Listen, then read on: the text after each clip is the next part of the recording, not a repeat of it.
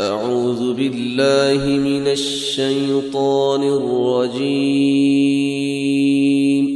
بسم الله الرحمن الرحيم.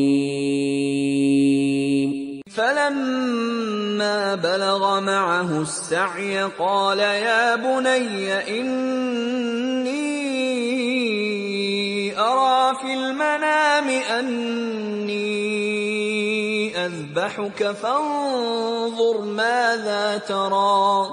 قال يا أبت افعل ما تؤمر ستجدني إن شاء الله من الصابرين.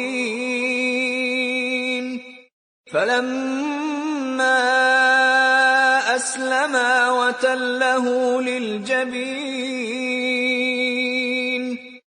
وناديناه أن يا إبراهيم